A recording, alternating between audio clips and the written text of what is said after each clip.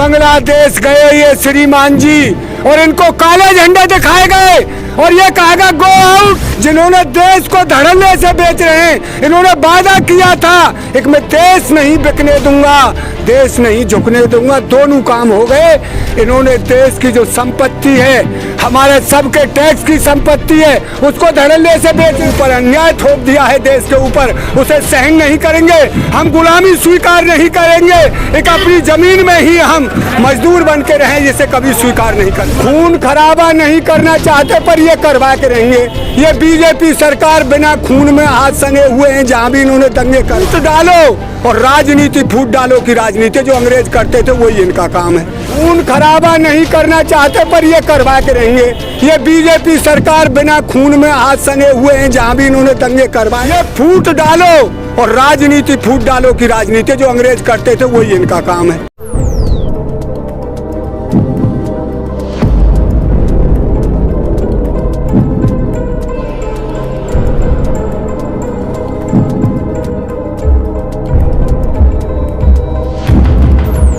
भाजपा सांसद मीनाक्षी लेखी का एक बयान आया है। वो कह रहे हैं कि जो बॉर्डर पे बैठे हैं, जो जंतर मंतर पे संसद चला रहे हैं, ये किसान ये तो मवाली है। क्या कहना चाहोगे आप? देखिए, सबसे पहले मैं अपने देश के सभी भाइयों को नमस्ते और राम राम करना चाहता हूँ। जो भाजपा है उसका चेहरा क्लियर साफ हो गया है। एक वो पहले तो कोई दर्पण ले ले, अपने सबको सबसे पहले अपने आपे को देखना चाहिए कि हम कैसे हैं। इन्होंने हमसे तो ये मवाली कम से कम इन्होंने ये तो स्वीकार कर लिया, किसानों की संसद दिल्ली में लग रही है कि ये किसान है हिंदुस्तान के। अब तक तो किसान ही नहीं मानते थे कि ये किसान नहीं है, तो अब क्या मान रहे हैं? अरे वो मवाली कहा है हमसे, उन्हें मवाली कहते किससे हैं? मवाली तो चोर डकैत तो उससे उनसे कहेंगे जिन्होंने देश को धड़ल्ले से बेच रहे हैं। इन्होंने वादा किया था एक मैं देश नहीं बिकने दूंगा, देश नहीं झुकने दूंगा, दोनों काम हो गए। इन्होंने देश की जो संपत्ति है, हमारे सबके टैक्स की संपत्ति है, उसको धड़ल्ले से बेच रहे हैं। दूसरा झुकाव ये है, एक बांग्लादेश गए ये श्रीमान जी और इनको काले झंडे दिखाए गए और ये कहा गया गो आउट।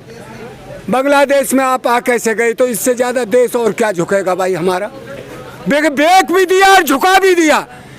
इस सरकार ने इस देश के साथ में ऐसा सलूक किया है, एक किसान तो परेशान ही है, मजदूर परेशान है, छात्र परेशान। इससे कोई वर्ग सुखी नहीं है जिसको इससे सुख हो। ये लुटेरे ऐसे लुटेरे हैं, किसी भाई के जेब में एक रुपया नहीं छोड़ा, सबको लूट करके जन कहाँ पहुँचा दिया। इनकी बराबर लुटेरा तो इस हिंदुस्तान की सरकार, यही सरकार आई है। बीजेपी कहती है विश्व में भारत का बहुत ऊंचा नाम हो रहा है तो रोए नाम। अरे ये तो एक बात बताए, जब वो आई उन पे ही मीडिया आप ही कह भैया, मीडिया तो जन काका के ही पाकिस्तान आधे से उजारा है कहिए। आज तक जो हमारे 44 जवान शहीद हुए हैं उनकी जांच आज तक क्यों नहीं होती? और ये कहते थे हमने तो आधा उस पाकिस्तान फूंक दिया, वहाँ वो तो चिड़िया उन्हें मारी लगे, इनके झूठन ने देखे थे। तो ये पहले देश जानता नहीं था कि ये मीडिया बिकी हुई है और मीडिया वाले संसद में बैठे, देश के सामने अंधेरा रहा। अब देश पूरा जग गया है। ये कितने भी अपनी वाहवाही लूटते रहें, आज पहले पिछली साल आपने देखा होगा कितना मजदूर बेचारे जाते में मर गए। कोई एक्सीडेंट हो गया 10-20 मजदूरों का तो रेल से, किसी का किसी में बच्चा पैदा हो गया जाते में। और आज किसानों को 8 महीना हो गए, कोई सुध लेने वाला नहीं है। ये उन्हीं के खून हैं जिन्होंने देश के ऊपर क्रांति लाए और अपनी फांसी के फंदे पर झूल गए, पर देश को आज़ाद कर गए। ये किसान भी वही बिरादरी है। ये जात पात के धर्म के भेद को मिटा करके देश को एक ऐसा शासक देना चाहते हैं, एक देश में समानता है और देश में इन लुटेरों को बिल्कुल कोई पसंद नहीं करे, क्योंकि लूट बहुत हो गई। अब तक ये जाग गए हैं, अब सो रहे थे, अब नहीं सोएंगे। सरकार तो अब भी कह रही है कि ये वो लोग हैं, इनको कोई काम नहीं है, किसी भी देश हित में जो भी काम करते हैं उसका विरोध करने लग जाते हैं। देश हित में इन्होंने किया ही क्या है भाई? कोई एक काम, अरे देश हित में क्या किया है? महंगाई बढ़ा रहे। महंगाई देश हित में है। आज जो 100 रुपये लीटर डीजल, 90 रुपये लीटर डीजल खरीद रहे हैं, 4 साल हो गया, हमारे गन्ने का 1 पैसा नहीं बढ़ाया। किसान इनके खिलाफ बोलेंगे नहीं, कोई किसान इनके दबेल हुआ है। अरे वोट दिया है हमने। योगी जी तो कह रहे यूपी में रामराज ले आए। रामराज कैसे ले आए? राम को मंदिर बनवाए हुआ तो रामराज आ गया। सबकी सोच को बदलिए, अपनी सोच को बदलिए पहले, जब रामराज आएगा। आप तो यहाँ मांस मरवाने का काम करते, दंगा फसाद करवाते हैं। आपने मस्जिद फोड़ दी, 5-4 मस्जिदों को तोड़वा दिया है एसडीएमओ के द्वारा, उसी से रामराज आ गया। मंदिर मस्जिद फोड़ने से रामराज आ जाएगा? नौकरी दे रहे हैं पर ये योगी जी कहा हमने तो अब तक कोई देखो ना। देख लो दिल्ली में, देख लो, अरे जगह जगह होर्डिंग लगे। अरे होल्डिंगों से का नौकरी आएगी? होल्डिंगों से कोई नौकरी नहीं है, अब तक इन्होंने एक नौकरी नहीं दी। हम तो उससे कह रहे हैं एक जब मानेंगे जैसे भक्के अखिलेश ने करवाई, एक दौड़ कर लो 10 और 12 का रिजल्ट मिला करके, उसके हिसाब से नंबर से नौकरी दी जाएगी। ना कोई घूसखोरी चली ना कोई, और उसमें नौकरी लगी, ऐसी नौकरी करवाई होगी दौड़ के हिसाब से 10 और 12 का नंबर मिला के। जब तो मानेंगे नंबर बदलने से 100 नंबर को 1 से 12 नंबर कर दिया, 108 नंबर कर दिया, इससे कुछ नहीं होगा।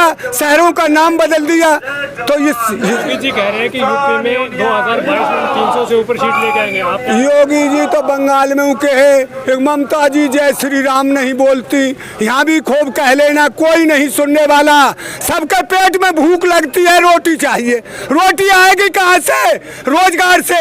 रोजगार है नहीं, चौपट हो गया है। जहाँ 90% रोजगार मिलता था, उनके आज ताले ठुके पर वो न्यू कह रहे हैं भैया हमारा सामान नहीं उठ रहा। इलेक्शन में क्या मुद्दे अहमियत रखेंगे वोट? सबसे पहले रोजी रोजगार चाहिए, स्वास्थ्य की हमें रक्षा चाहिए। ये रोजगार है, ये इन पे पैदा नहीं हुआ। हमें सबसे पहले शिक्षा चाहिए, स्वास्थ्य की रखवाली चाहिए।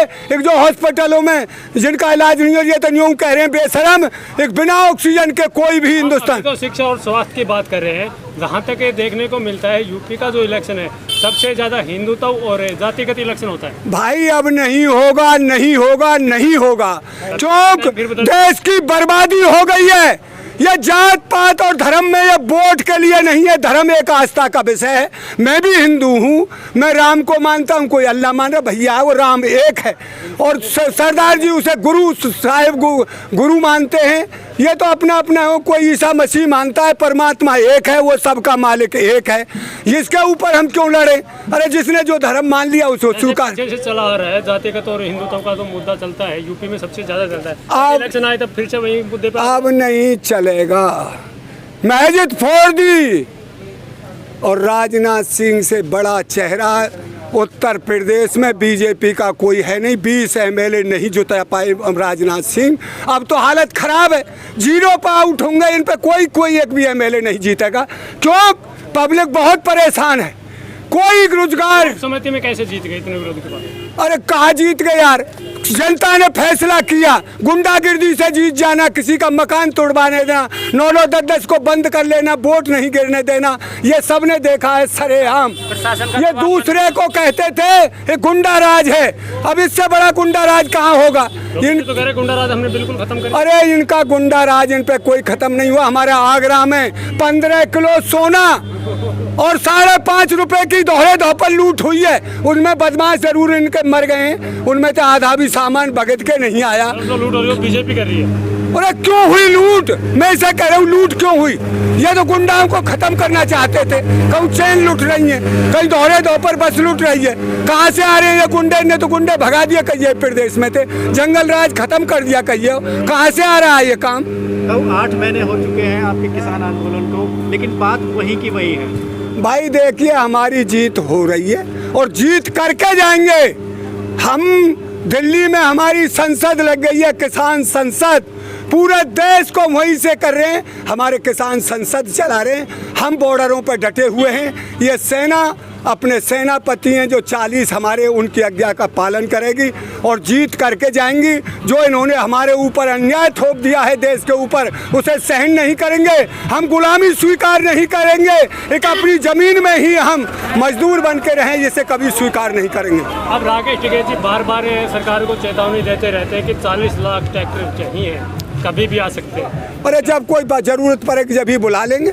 इसमें क्या जो वो कह रहे हैं, 26 जनवरी दोहराने की तैयारी हो सकती है। अरे कह रहे हैं या तो ये समझ जाए खून खराबे से अगर देश को बचाना है तो इस सरकार को समझना पड़ेगा। हमारे नेता बहुत ही शांत, देश को जंग की धमकी दे रहे हो, आप खून खराबे की धमकी दे रहे हो अपनी। हम खून खराबा नहीं करना चाहते पर ये करवा के रहेंगे।